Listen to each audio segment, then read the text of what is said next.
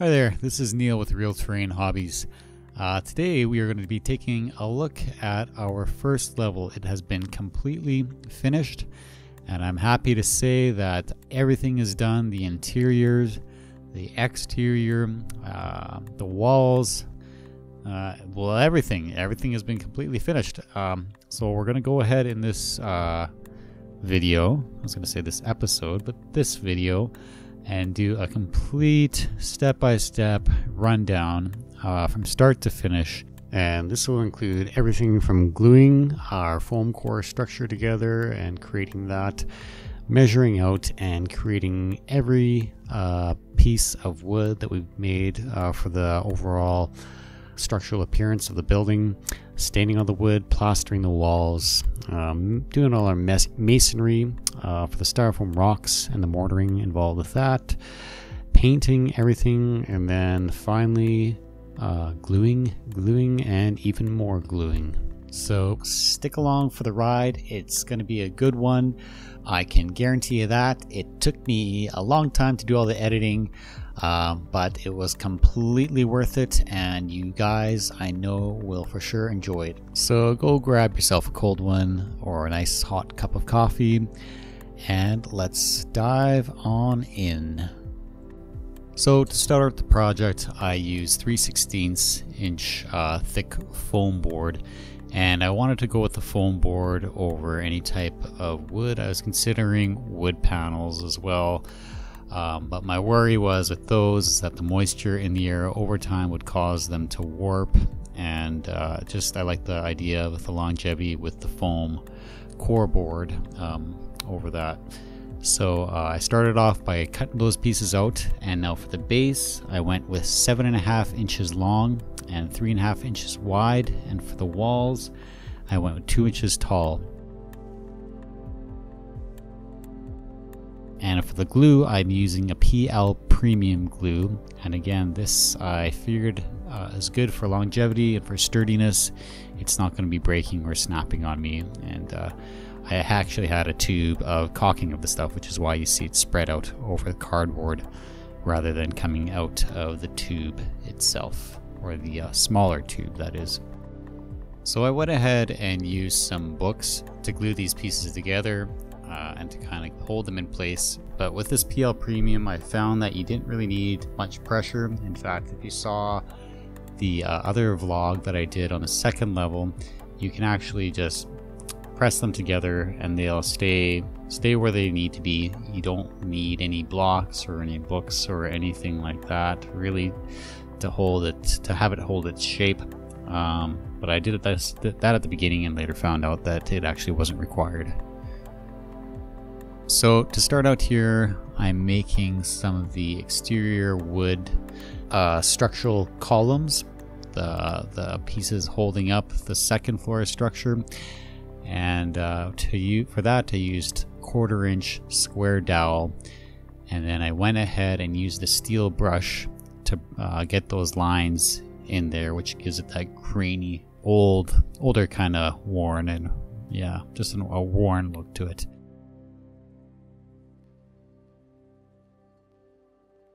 And for the stain, I used Varathane. I used an oil-based stain and an oil-based varnish over it. And the color of the stain was called Espresso. And if you haven't seen the previous video, the first vlog I did, when you're staining, you simply brush it on with a good coat to get it fully covered. And once it's been covered up, you just use a paper towel and wipe off the excess stain, and your piece is properly stained.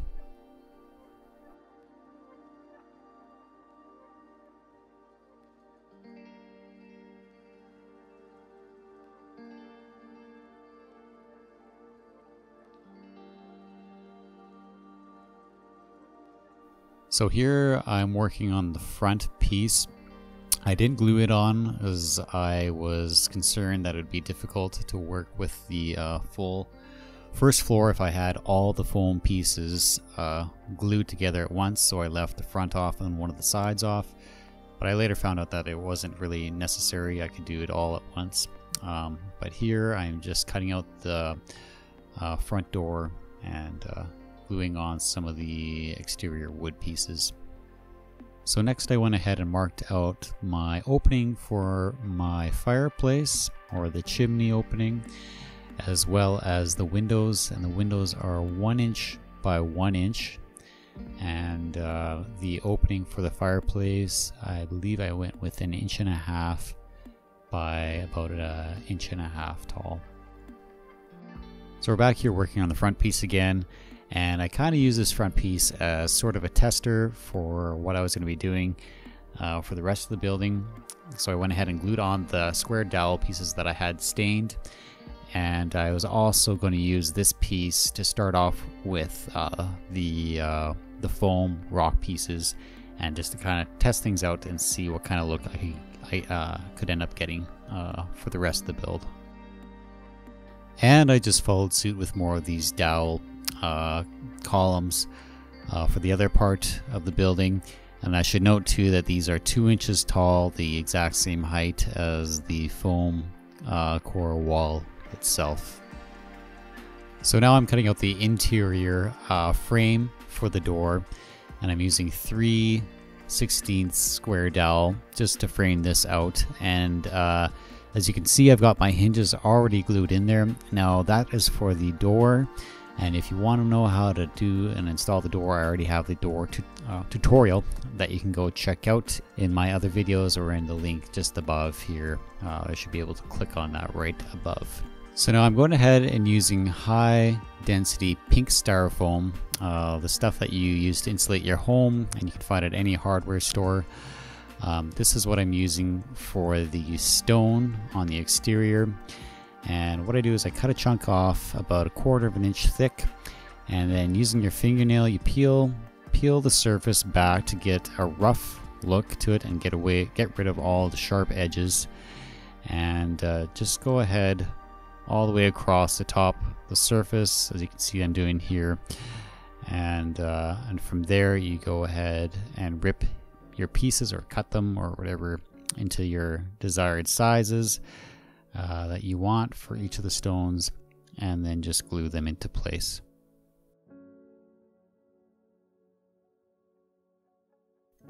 And to glue in the stone, all I'm using is Elmer's PVA glue, or any PVA glue would be fine. I didn't bother using the PL Premium for these.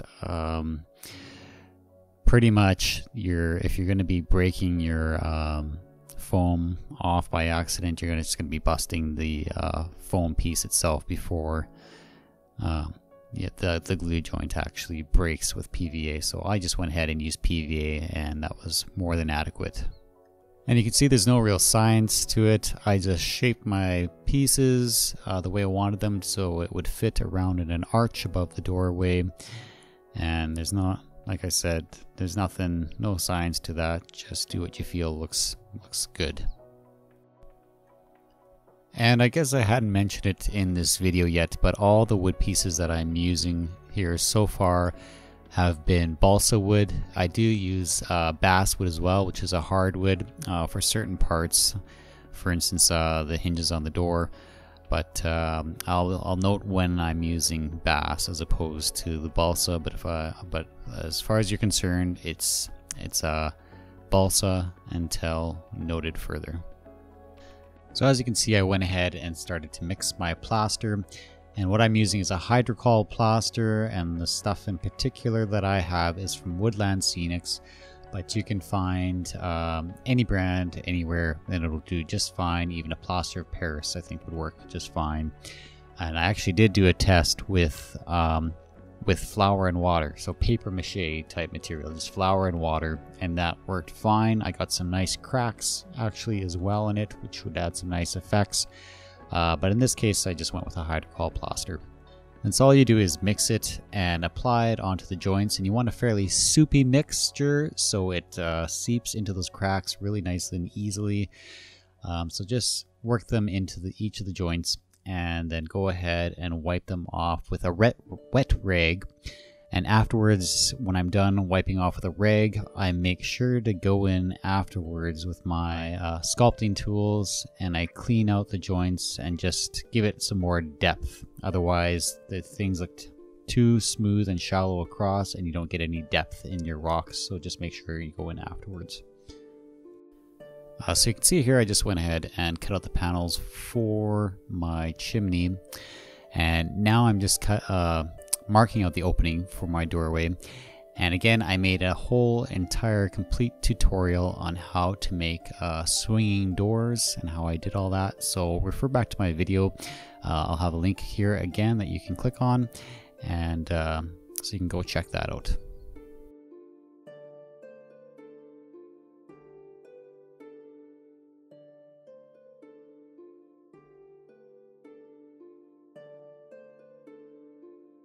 Next, I went ahead and cut out the wood pieces to frame out my windows, and here I'm using 1/4 inch square dowel for the top and the bottom split in half. So there's a half thickness for both the top and the bottom. You can actually use 3/16 instead of 1/4 inch, and I'm actually using the 3/16 full pieces on the sides. So along with those pieces that I cut out for the window, I'm also cutting extra pieces for the interior, and whatever wood pieces I can. Here I'm using 1/4 inch square dowel cut in half, and I use this to match up with the exterior 1/4 inch dowel pieces to make it look as if the beam or the column runs right in through the wall. And now I'm actually cutting out my top cap pieces as well, and as many other pieces I can before I go into the staining phase. So here I'm just cutting out the framing for the door at the rear of the building as well.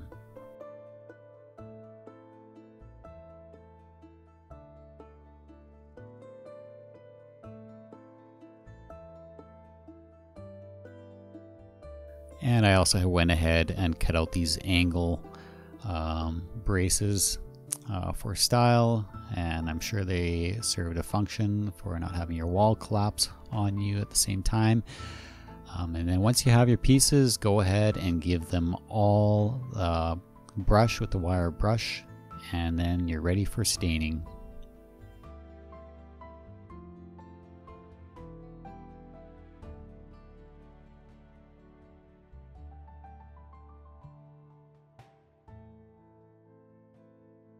Once the stain has been dried, I use a coat of varnish on them afterwards, and then let them dry overnight, and we're ready for glue the following day.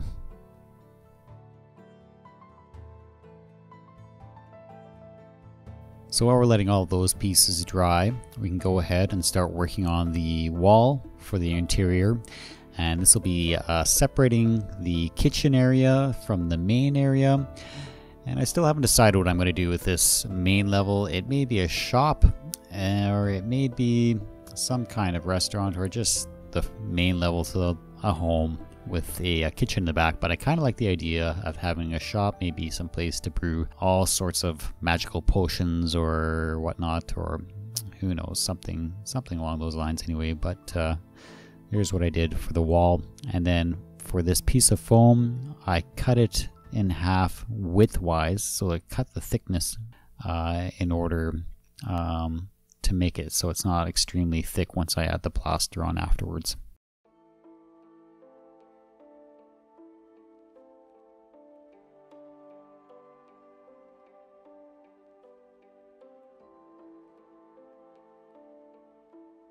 So after getting all that glued together, I figured it was time to go ahead and glue on the rest of the walls there.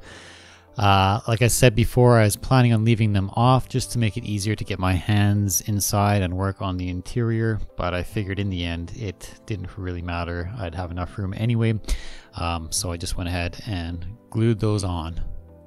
And I just went ahead and did the same with the chimney panels, glued those together. But I'm not going to glue them onto the structure of the house just yet, because I need to cut out the opening for the fireplace.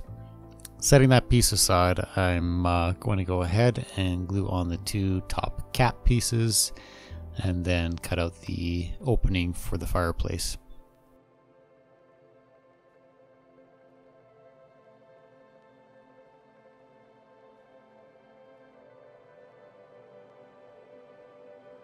So here I'm just marking out the center for where I want to cut out the opening for the fireplace.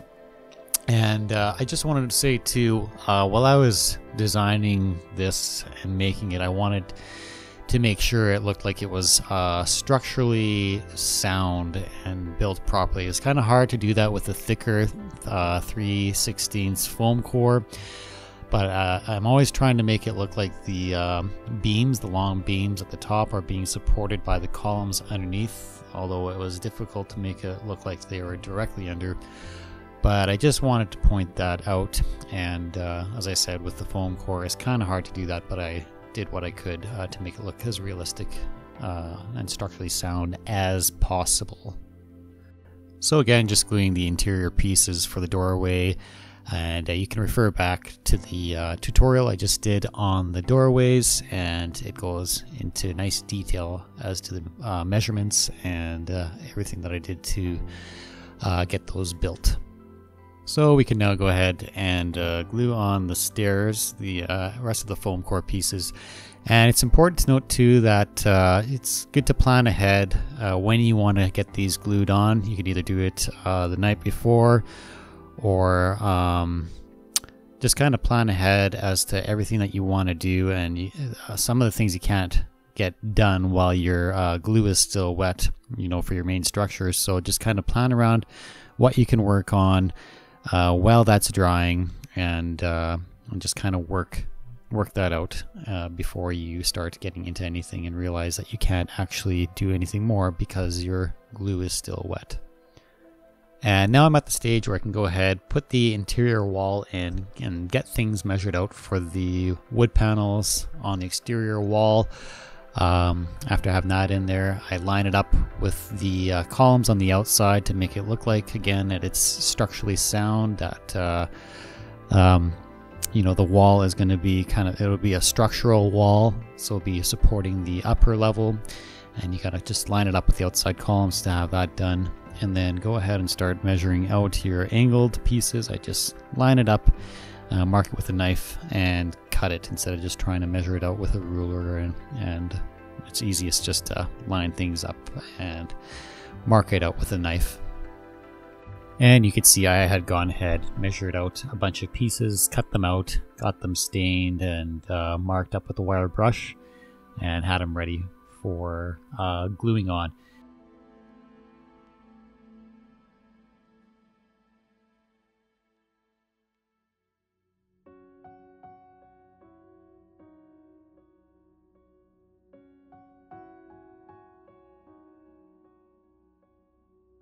And you can see for each of the corners, I went with the 3/16 smaller square dowel pieces to fit in there, and that's going to be kind of a good size for when I go to apply the plaster. There's not going to be too much sticking out as there would be if I went with the 1/4" square dowel. So yeah, I'd recommend just going with the 3/16 for the corners. And again, the technique I used for measuring out most of these wood pieces is just basically holding up the piece of dowel to where it needs to go, marking it out with my knife, and then cutting it, as opposed to making exact measurements for everything. I mean, this is an older medieval style wood house, so precision is not necessary. Even if you had crooked walls, it'll look fine. It'll just add character to everything. So as long as you're not having big gaps and spaces where that look out of place, you know, as long as everything is butting up to each other and doing that, then you're fine. Things don't have to be exact. So at this point, I'm ready to go ahead and put in the floorboards. I went and cut those out, and I'm using a Varathane stain again called Early American. And so we just apply it the same way as before. You really only need to stain the top and the inner edges for these guys. And you probably have noticed that I haven't been using gloves when staining, but I have since started using gloves, just the thin rubber latex glove. And it's important because the stain actually absorbs into your bloodstream. Your hands absorb a lot, and over time it can cause a lot of damage in the long run. So just when doing your staining, put some rubber gloves on, which you'll be seeing in the future, and trust me, it's a smart thing to do. And for this, there's no proper way of putting these boards down. I try not to make any full pieces across and not have any of the joints line up, just to give that random look and a natural look. But that's pretty much the only thing to keep in mind when doing this. And for the kitchen area, you can see that I just laid the floorboards the opposite way just to break things up again and not have things just so uniform. And I mentioned this in one of my other videos, but my only regret here and some advice I give to you is paint the styrofoam, the foam board below the floorboards black first, because otherwise you have in the spaces between your floorboards, you can see the foam core below, and it's white, and that really shows up big time. And a black wash doesn't help as much as I thought it would, so just do yourself a favor and paint the bottom black first before putting the floorboards down. And now we're going to go ahead and weather the floorboards, the floor. And to do that, I do a technique called dry brushing with the white, and basically you put some paint on the end of your brush. You kind of wipe off as much as you can just so you have a bit on there. And you just go ahead and apply that and spread it around, make it look natural. You can have some darker areas and some lighter areas. It just gives a look. The white gives a look of the worn out wood, basically. And in the corners and along the edges of the walls, you're going to have a lot darker area, less wear. So yeah, put in the middle, any high traffic areas, at the doorways, and maybe in the middle of the floor. You'll have more wear and more white, so just keep that in mind. And then once your dry brushing is done, we're going to go ahead and put a black wash in, and this will darken up the areas with less traffic and make things look a little more worn out again, or just add to that worn effect. And you can see I'm applying quite a bit into the corners, and later on, actually, when I go to paint the walls, I add quite a bit of dark paint into those areas to really get that sort of dirtier effect that have gathered in over the years in the corners and whatnot.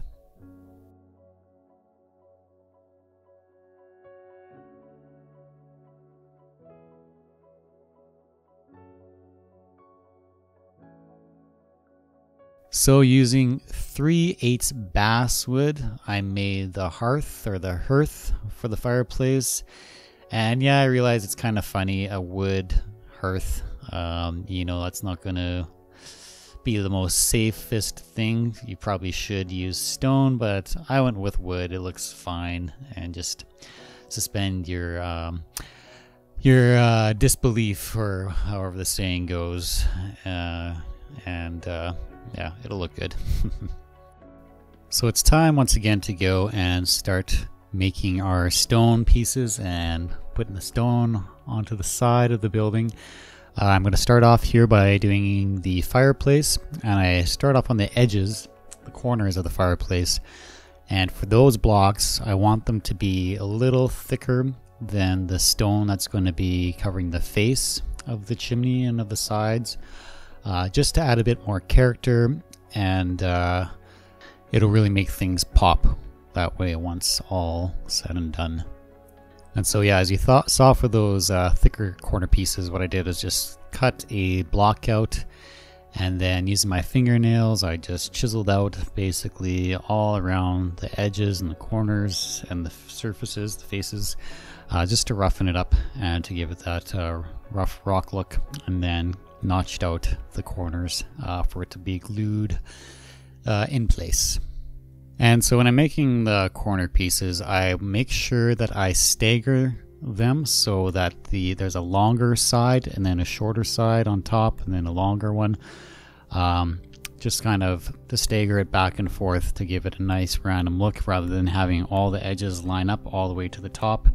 You have a long piece and then a short and then long. And yeah, it just helps break things up and makes it look very nice. And you can see how I notched out 3 sides for the final cap piece.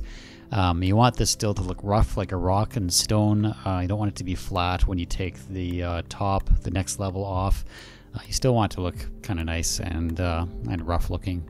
And then for the interior of the chimney, I went ahead and made these flat pieces and sort of chiseled out some rock shapes into that, so it was easy to install. But I actually recommend doing this before gluing on the side of the chimney. I should have mentioned that earlier maybe. Just makes your life a little easier instead of having to do it this way, but still this is manageable, and I still got a nice effect on the inside, a stone effect. Yeah, it looks fine.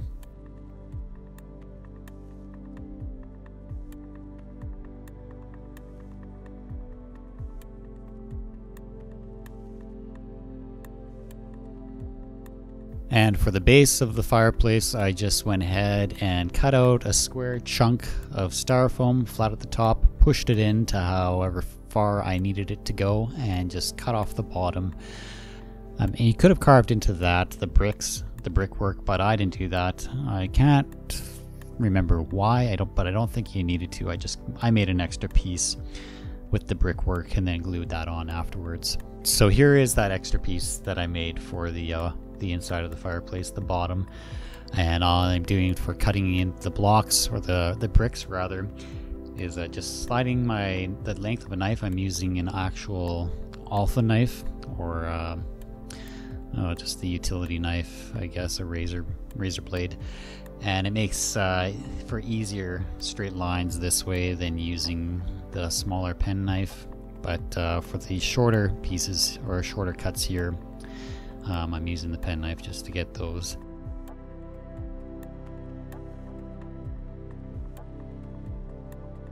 And then we can go ahead and glue it into place.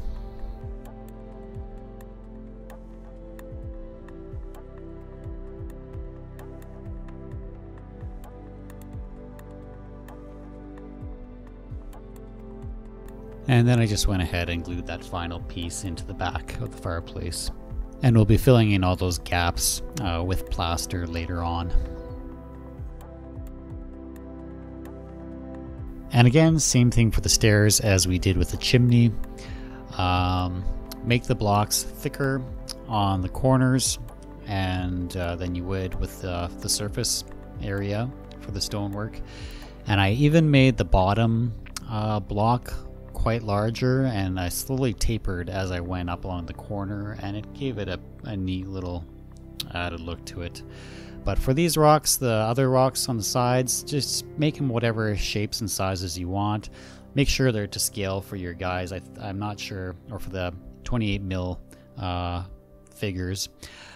Some of these are a little large, like some of those corner pieces I made probably a little too large. The scale might be a little off, but it still works and looks fine, but just keep that in mind.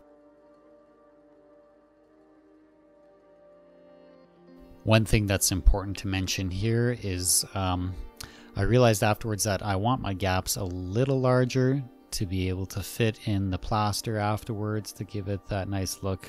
Otherwise, I guess it's just a look that I was after. It's easier to kind of carve in the dip, otherwise you're going to have a harder time carving out some of that plaster afterwards to give your rock some shape, and it might just end up looking a little flat when you apply the plaster on after the fact.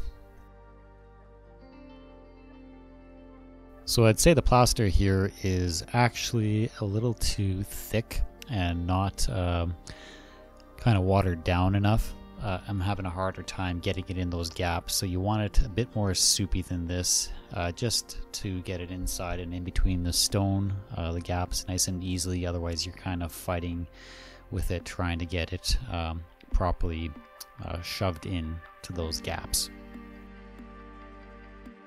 Yeah, you can see here that I learned my lesson and made it quite a bit more soupy than the last time, and I have a much easier time using my tools to work it in to the cracks and the gaps in between each of the stones.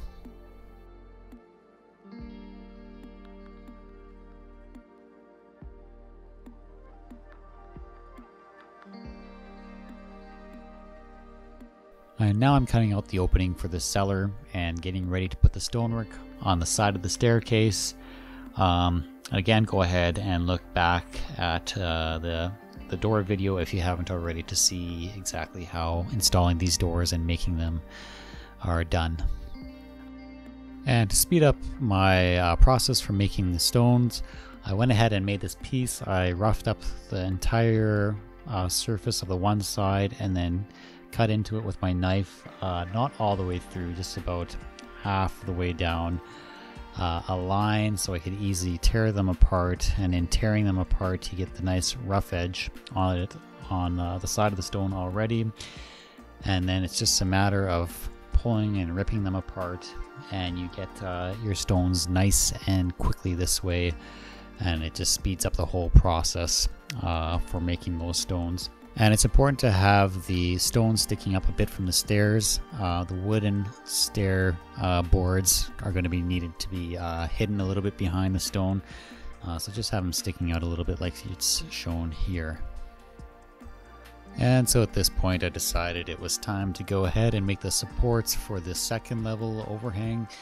And for these pieces I'm using 1/4 inch square bass dowel, so I'm using the bass wood. Now these pieces, if you use the balsa, they could easily snap off if you accidentally hit it with your elbow or something like that. So I made sure to go with the hardwood here just to make sure that they're not going to be damaged in the future.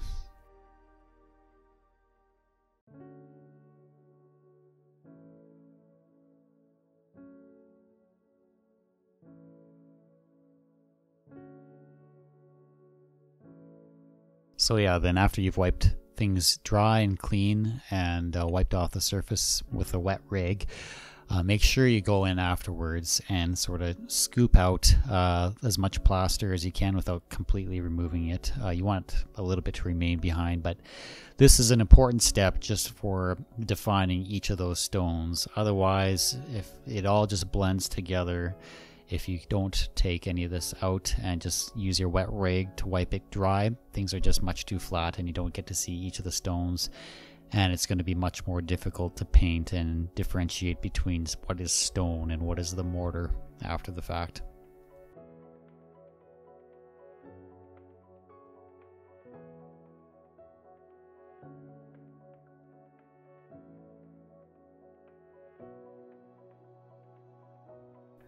Now moving on to the steps for the stairs, each of the step is about 3/8 of an inch wide, and then I cut out a board kind of roughly. I marked each of these out, but they're all sort of roughly half of 3/8, so 3/16 each, and they're all varied in shape and size, some at an angle, some straighter and thinner or thicker than the others, and it just gives it that variance and a bit of character to the steps. And I also went ahead and measured out the piece for the back of the cellar and the top of the stairs and had that glued into place as well. And then also we're now cutting each of the wooden pieces, the posts inside for the main structure of the cellar, as well as the beams. And this is what our the landing for the or the wooden landing for the top of the stairs is going to be resting on. And again, don't be worried about being super accurate with these pieces. Just line them up and draw a line to where you want them to be cut, and go ahead and cut them out. So here you can see I've learned from my mistake from the main level floor, and I'm going ahead and priming all the areas that I want black. So I don't want any of this white to show through the stairs, to show through the floorboards, and I'm actually going to be using wood panels on the interior of the cellar as well. So I want all of that painted black too. Anywhere where there's going to be any cracks showing through, I want it black, just to so there's no big major contrast with the white, and it just looks more like a shadow. So I went ahead and stained all those pieces up, and now it's just time to glue everything into place.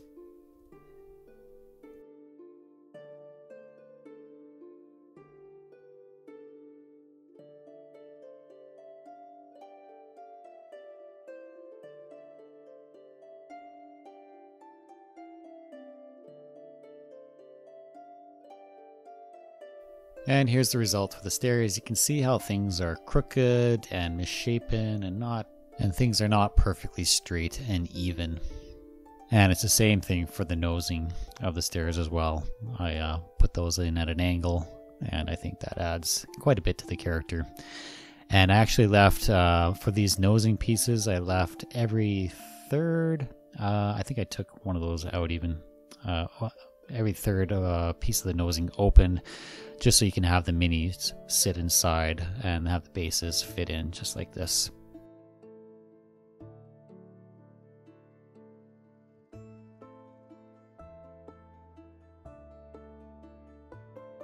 And after that, I just went ahead, glued in the main structural pieces for the cellar.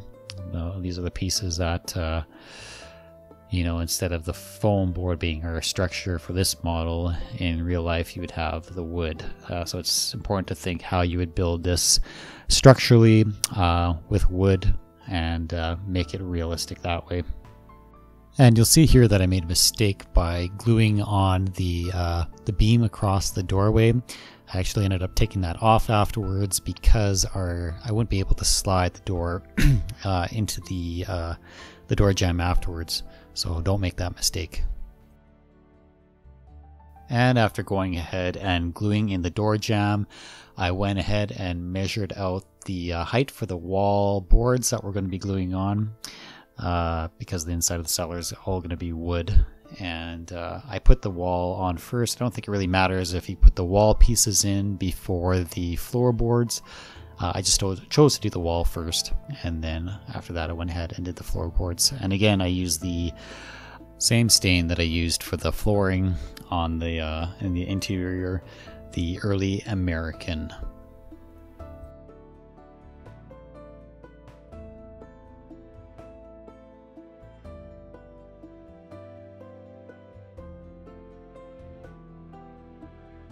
And so you can see I completely lied to you and did the flooring first. So like I said, it doesn't matter which you choose to do first, and in this case I did the floor first and then the walls.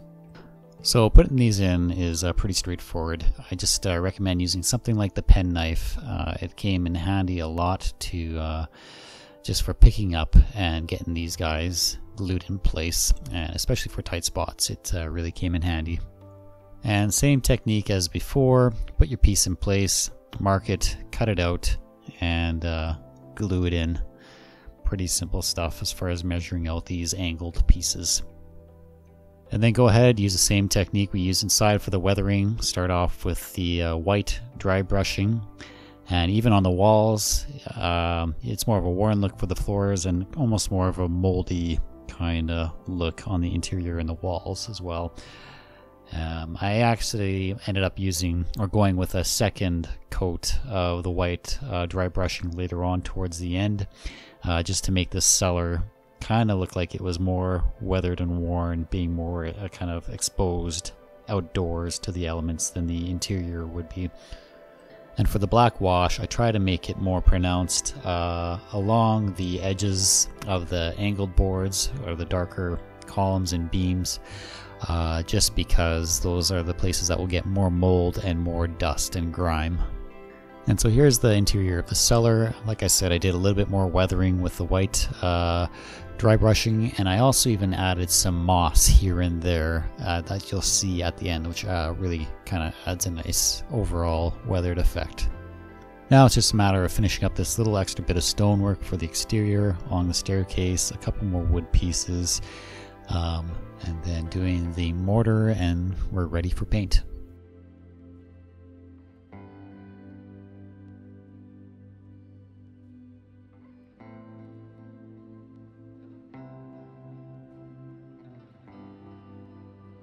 So moving on to our fireplace, it's the same technique as before and the same on these corner pieces.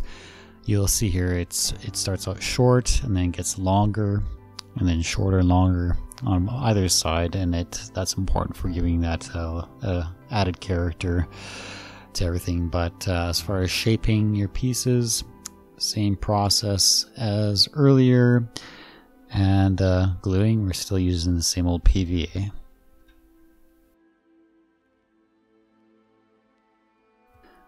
So for the interior, we need a way to dam in the plaster when we go ahead to add that.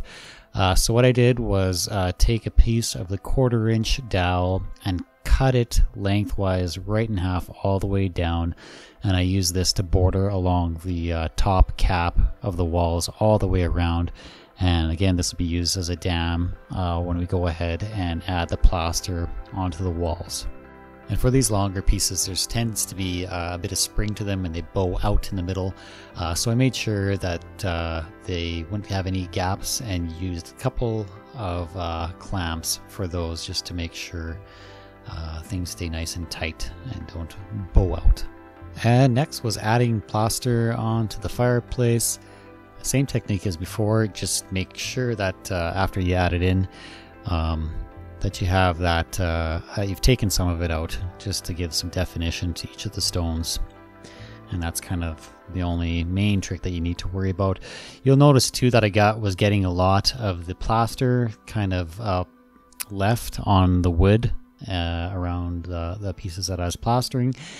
And don't worry about that, it comes off, or I wiped it off as best you could, but whatever is left there, you can either scrape it off a little bit, or it actually takes the stain pretty well and gets covered up once you restain each of those pieces, and things look nice and clean in the end. And there we have our fireplace. I'm a pretty big fan of this method for making the stone work. It is very time consuming, but to me it feels like it's one of the most realistic ways of getting that a good look.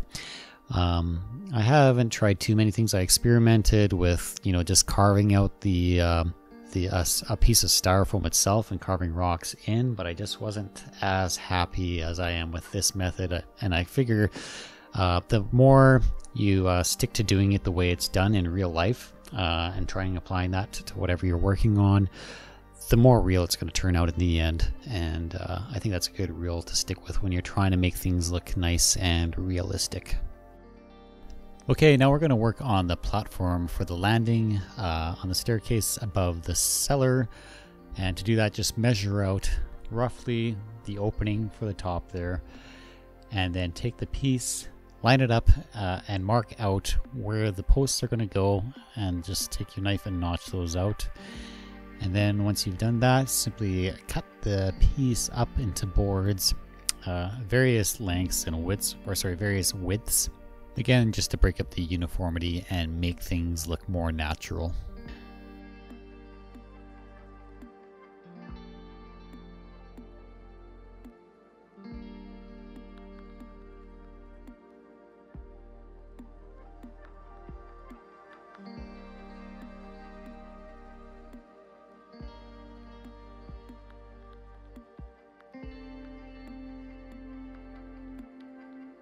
And after staining all of that, I cut 2 pieces that we're going to be using to glue all the boards together, and those are using 3/16 inch dowel.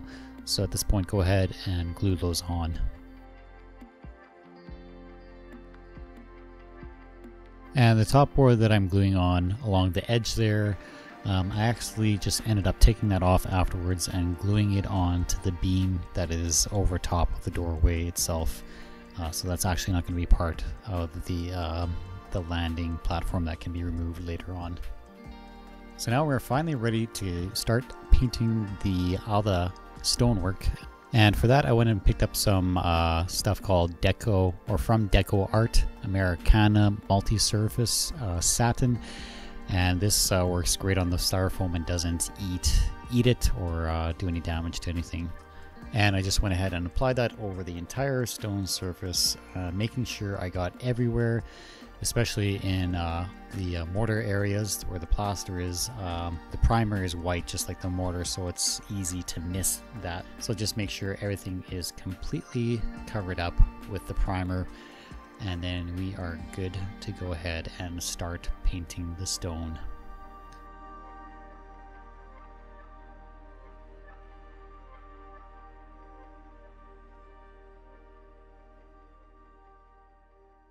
So to start painting, I started off with a yellow and a blue wash, and they didn't turn out so well, and it's because of the paints that I use. They're not quality paints. I ended up using my paints, my Vallejo paints for my airbrush, and they're a much higher quality paint than the other paints that I've got.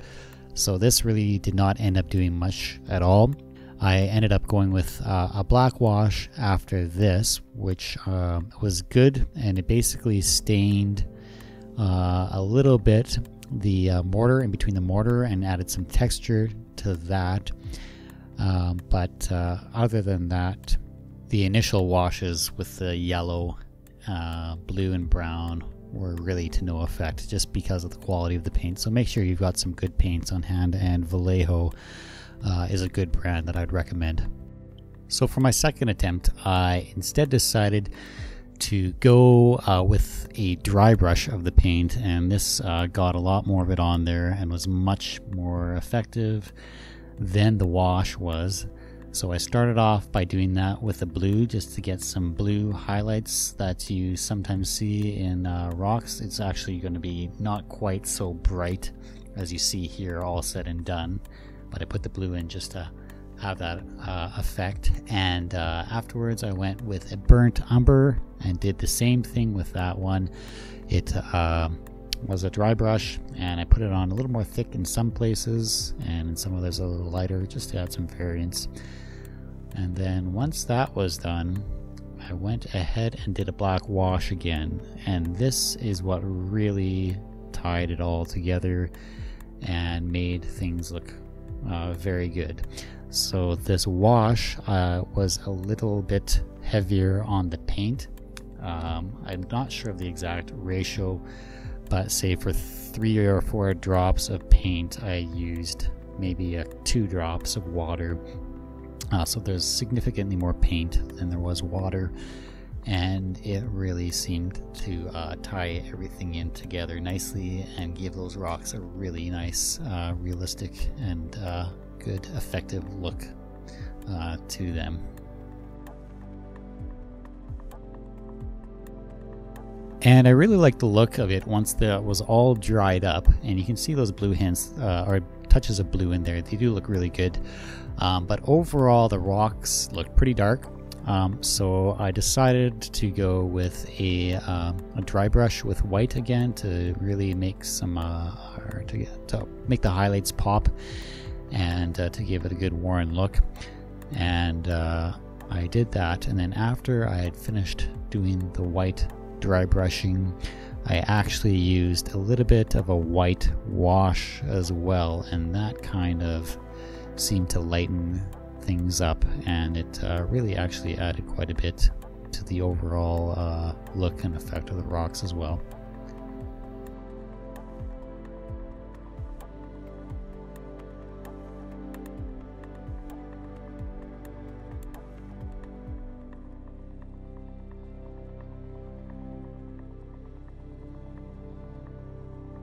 And so after I painted part of the staircase, I wanted to go ahead and add in a pretty heavy black wash. So by heavy I mean more paint to water.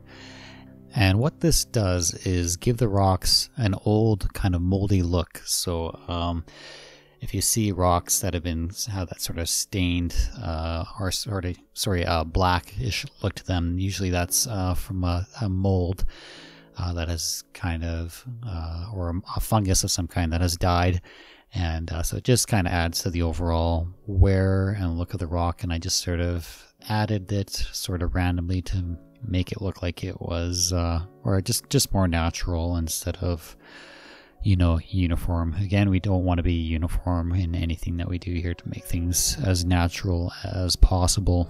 And so what you see here are the final pieces of wood for the building, and once this is done, it's just adding on the mortar, or sorry, not the mortar, the plaster to the interior walls, and painting up the fireplace, and then some extra touches here and there, and things are coming to a quick close. And so here I am adding again the plaster to the interior walls. If you had seen the first vlog that I did on this, I went through this whole process, so I'm just going to cut it a little short here. But I'm using the same hydrocolor plaster that I used on the stone, and basically you just pour it and you spread it around each of the edges of the surface that you're applying it on, and then give your model a shake, and that will really smoothen things out and get rid of any wrinkles or bumps, and just repeat the process around. And it's as simple as that.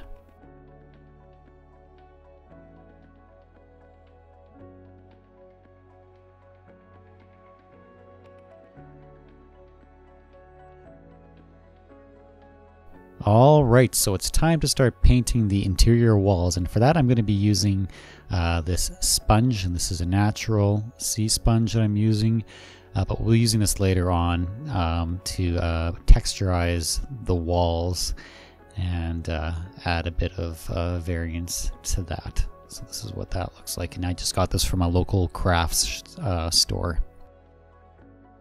And first and foremost, we need to go ahead and start priming the interior walls before we go ahead with the paint.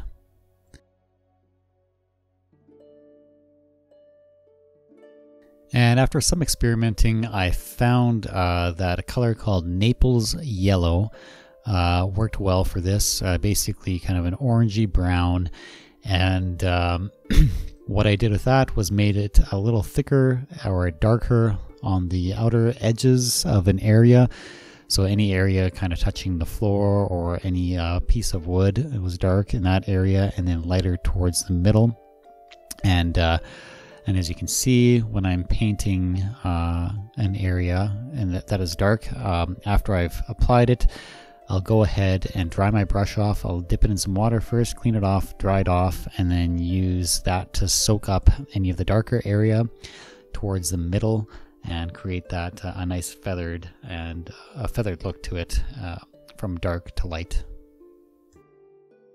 So now we get to go ahead and use our sponge to texture the walls. I started out using a white, and I also used a bit of the orangey yellow as well, but anywhere where I felt there was too much of the orange, we'll just call it orange for now, I use the sponge to sort of blend blend that darker area to a more lighter area. And I especially wanted the middle part of a wall or any middle section in between two dark areas to be nice and white and have this texture on it. So that's what I'm doing here with the sponge. And I also used it with the orange color to also do some blending and texturing with it as well, and it had I got a nice result with that. So we're now painting up the last of the stone for this level anyway, and I'm skipping the steps that I took last time with the washes earlier on, and I'm going straight to the, or at least the colored washes anyway, and I'm going straight to the black wash. And this one is basically more so for the mortar and to give it a little bit of depth and character with that. And then from here on, I'll go ahead with the dry brushing. And so as before, I start off with the blue and just do a light dry brush across all of those rocks, just give it some highlights and some character. And next I went ahead again with the yellow, sort of repeating the same process and trying to keep it a little bit random, not just splash it on absolutely all over the place. But imagine all these stones quarried from the same place, so they'll all have some kind of similar characteristics in them, so you don't want them too varied from each other. And for the bottom brick layer, I just went and used straight orange and kind of just basically dry brushed that as well. And then finally a coat of the burnt umber for the last coat of dry brushing. And again, we don't want to get too crazy with this, but spread it around, probably making sure at least each of the stones get a little bit of the burnt umber, as this is kind of going to be the primary color being used. But also I want these stones to look a little bit weathered and kind of have a bit of smoke, black smoke kind of effect on them from the soot and the smoke and everything. So it's going to be a little more kind of grungy looking on the inside here, is what I'm going to kind of be going after. So in the end, a lot of the color might just not be completely showing through too much. And now I'm going to apply the black wash, and honestly at this point I don't think I made it quite dark enough, and didn't put enough paint in and had it a little too watered down. So just for yourself, make sure you don't have it too watered down, and maybe do a couple test runs just to make sure, but I ended up fixing it in the end.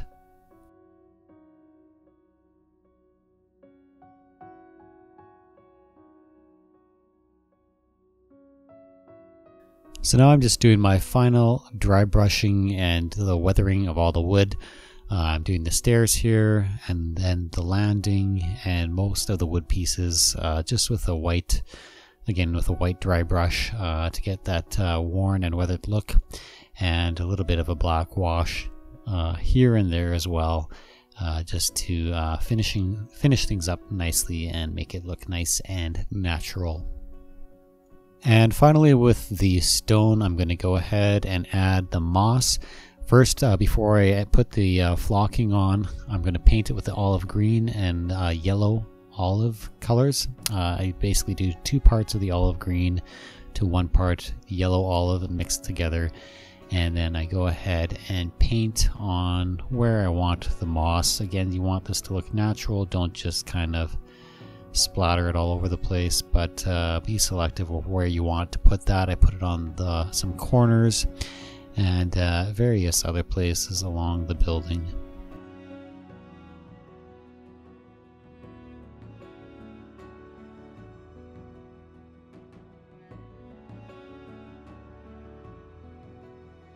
And I thought adding some moss up along the top of this angle bracing was a good spot. You get your water typically pooling and sitting there over the years, developing mold, and kind of a good place for moss to grow. And again, the same thing along this piece of angle bracing here. Water would collect over the years, and your wood would kind of get a little rotten and a little moldy, and it would be a good breeding ground for some moss. And now we're on to our handrail, and for this I am using 1/8 inch bass wood. This isn't balsa, this is bass, so it's a hardwood, and the reason for that is I didn't want anything that could snap super easily, and with the balsa it definitely would snap if you put a little bit too much pressure on that or try to pick it up by there. This way things are nice and sturdy, and we don't need to worry about them breaking at all.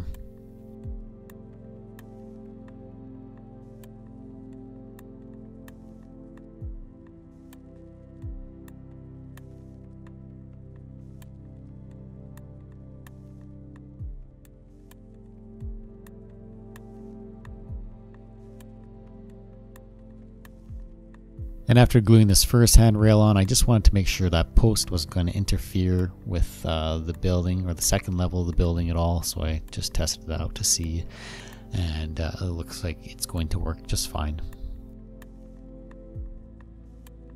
And here we have our railing. I didn't want to make this thing too straight, so I put it sort of at an angle, and same with the posts and the spindles, just to add a bit of flavor to the overall look.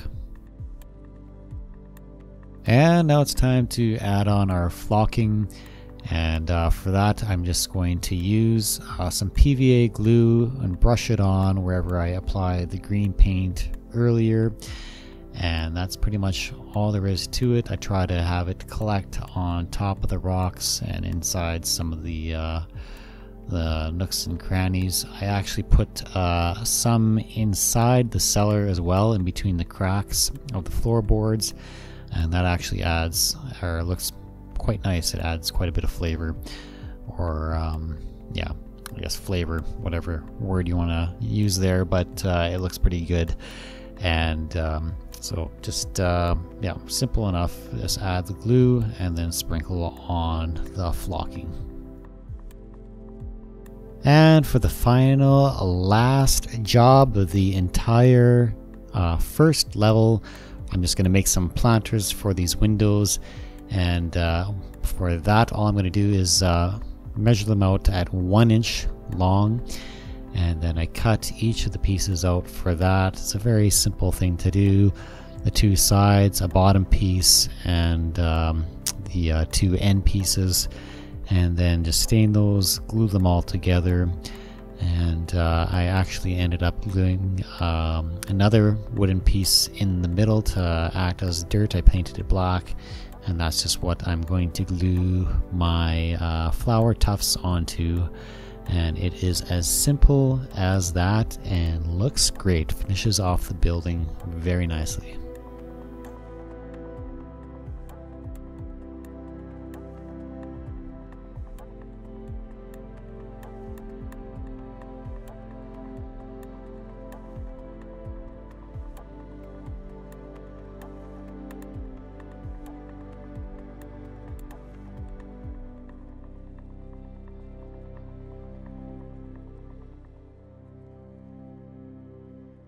All right, everyone, and that is a wrap. I just want to say thanks for sticking along if you made it all the way to the end.